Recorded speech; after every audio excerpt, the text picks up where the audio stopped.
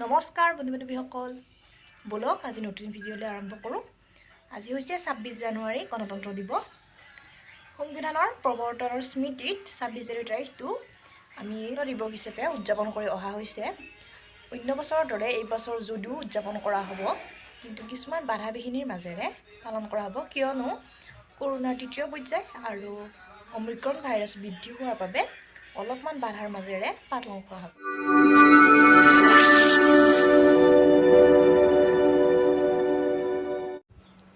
আজি এই পবিত্ৰ ক্ষণটোত শ্বহীদসকলক শ্ৰদ্ধাৰে সোঁৱৰিছোঁ। আজি হৈছে 26 জানুৱাৰী গণতন্ত্ৰ দিৱস। 11 ডিচেম্বৰ 1946 চনৰ সংবিধান সভাৰ স্থায়ী সভাপতি পতা হৈছিল ডক্টৰ ৰাজেন্দ্ৰ প্ৰসাদ আৰু লগতে AC মুখাৰ্জীক ভাইচ চেয়াৰমেন হিচাপে ঠিক কৰা হৈছিলে। 22 জুলাই 1947ত আমাৰ জাতীয় পতাকাখন গৃহীত কৰা হৈছিলে। 1947 চনৰ 29 আগষ্টত ডক্টৰ ভীমৰাও ৰামজী আম্বেদকাৰ খচৰা সংবিধানখনৰ চেয়াৰমেন হিচাপে নিযুক্তি কৰা হৈছিলে। সংবিধান গৃহীত কৰাৰ পূৰ্বে 2 বছৰ 11 মাহ আৰু 18 দিনৰ ভিতৰত সংসদৰ সদস্যসমূহ 164 দিনৰ বাবে মিলিত হয় আৰু এই বৈঠকখন হৈছিল প্ৰায় 11 বছৰ। কিন্তু কিছু পৰিৱৰ্তনৰ পাছত 1949 চনৰ 26 নৱেম্বৰত ডক্টৰ ৰাজেন্দ্ৰ প্ৰসাদ আৰু 1950 চনৰ 24 জানুৱাৰীত সংসদৰ 308 জন সদস্যই নথিখনত দুটা হাতে লিখা প্ৰতিলিপিত স্বাক্ষৰ কৰে। দুদিন পাছত দেশজুৰি এই সংবিধানখন গৃহীত হয়। আমাৰ সংবিধানখন হাতে লিখা আছিলে, দুখন আছিল, এখন হিন্দীত আৰু এখন ইংৰাজীত।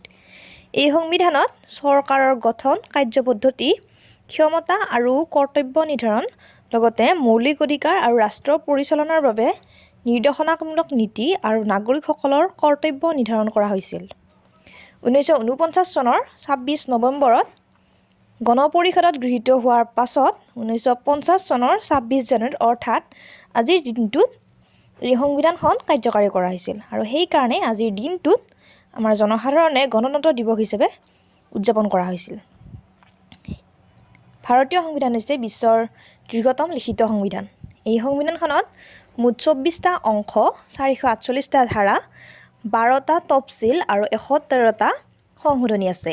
এই সংবিধানখন প্ৰৱৰ্তনৰ লগে লগে আমাৰ দেশত চলি থকা 1935 চনৰ ভাৰত শাসন আইনখনৰ অৱসান ঘটে আৰু দেশৰ সৰ্বোচ্চ আইন হোৱাৰ বাবে ভাৰত চৰকাৰে প্ৰৱৰ্তিত প্ৰতিখন আইনক সংবিধান অনুসৰিহে কৰা হৈছিল।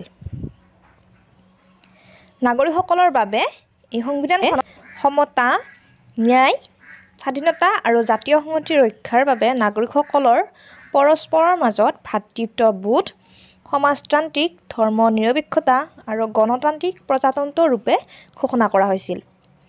1950 চনৰ 26 জানুৱাৰীত পোনপ্ৰথমবাৰৰ বাবে গণতন্ত্ৰ দিৱস পালন কৰা হৈছিল আৰু সিদিনা ৰাষ্ট্ৰপতি ডক্টৰ ৰাজেন্দ্ৰ প্ৰসাদ দেশৰ ৰাজধানী দিল্লীৰ ৰাজপথত ঘোঁৰাৰ গাড়ীত উঠি অংশগ্ৰহণ কৰিছিল। আৰু আজিৰ ভিডিঅ' এইখিনিয়ে আছিল। নতুন ভিডিঅ'ত লগ পোৱাৰ আশাৰে এতিয়ালৈ bye bye, love you all.